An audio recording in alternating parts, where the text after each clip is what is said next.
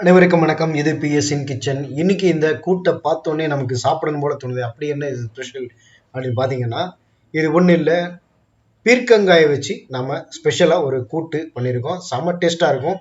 வாங்க இது எப்படி செய்யறது அப்படிங்கிறத பார்க்கலாம். முதல்ல வந்து பீர்க்கங்காய், நல்ல பிஞ்சா இருக்கிற பீர்க்கங்காயை நம்ம தோல் நீக்கிட்டு இந்த மாதிரி கட்டமாக நறுக்கி எடுத்து வச்சுக்கோங்க.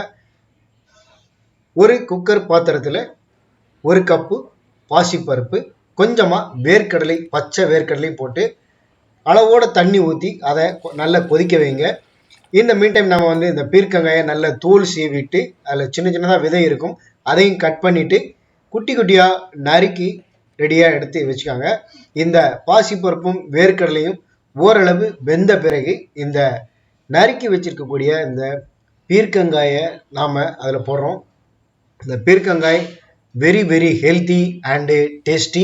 இந்த கூட்டு செம்ம டேஸ்ட்டாக இருக்கும். இப்போது நறுக்கி வச்சிருக்கிற இந்த பீர்க்கங்காய் எல்லாத்தையும் நான் இதில் போடுறேன். இந்த பீர்க்கங்காயை கூட்டு வந்து நாம் ஒரு 5-6 பேர் தாராளமாக சாப்பிட்ற அளவுக்கு பண்ணுறோம். இதை வெறுமனையே சாப்பிட்லாம், அவ்வளோத்துக்கு செம்ம டேஸ்ட்டாக இருக்கும் இந்த பீர்க்கங்காய் கூட்டு. பொதுவாகவே கூட்டே வந்து பார்த்திங்கன்னா நல்ல டேஸ்டியாக இருக்கும். ஒரு 1/2 ஸ்பூன் அளவுக்கு மஞ்சள் தூளும் தேவையான அளவு உப்பும் ஆட் பண்ணிக்கிறேன், கல் உப்பு.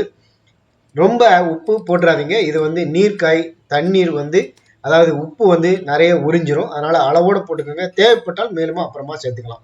இப்போது கொஞ்சமாக தண்ணி ஊற்றிட்டு ஒரு கிளறிட்டு இந்த குக்கரை போட்டு நம்ம மூடி வச்சிடலாம். ஒரு 3-4 விசில் விட்டு ரிலீஸ் பண்ணி எடுக்கணும். இந்த மீன் டைம் நம்ம ஒரு சின்ன மிக்சி ஜாரில் கொஞ்சமாக தேங்காய் கட் பண்ணி போட்டு, ஒரு 3 வரமிளகாயும் ஒரு 2 தக்காளியும் கட் பண்ணி போட்டு இதை நல்லா அரைச்சி எடுத்து வச்சுக்காங்க இந்த தேங்காய் மசாலாவை. இப்போ குக்கர் ரிலீஸ் ஆகிடுச்சு. நாம் வந்து இந்த காய் எப்படி வெந்திருக்கு அப்படின்னு பார்த்தோன்னா நல்லாவே வெந்திருக்குது. அதில் போட்டிருக்கிற இந்த பாசிப்பருப்பு, வேர்க்கடலை, இந்த பீர்க்கங்காய் எல்லாமே வந்து நல்லாவே வெந்திருக்கு. ஒரு 3-4 விசில் விட்டோம் அப்படின்னா நல்லா வெந்துடும். இப்போ அரைச்சி வச்சிருக்கிற மசாலாவை, தேங்காய் மசாலாவையும் அதில் நான் கொட்டிடுறேன். ஒரு கிளறிட்டு ஒரு 5 நிமிஷம் கொதிக்க வைங்க. கொஞ்சமாக பெருங்காயத்தூள் கடைசியில் நம்ம வந்து ஆட் பண்ணிக்கிறோம்.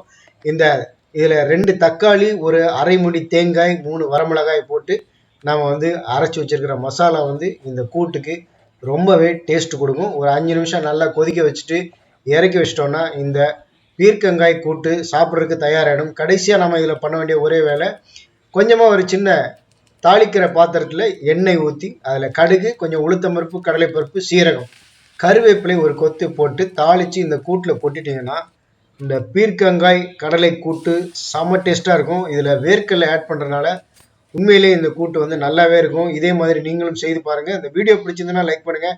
மறக்காமல் நம்ம பிஎஸ்இன் கிச்சன் யூடியூப் சேனலுக்கு சப்ஸ்கிரைப் பண்ணுங்கள். கமெண்ட்ஸ் வந்து ஆஃப் பண்ணி வச்சுருக்கேன், ஏன்னா சில பேர் வந்து நெகட்டிவாகவே கமெண்ட்ஸ் போடுறாங்க, அதனால் நான் ஆஃப் பண்ணி வச்சுருக்கேன்.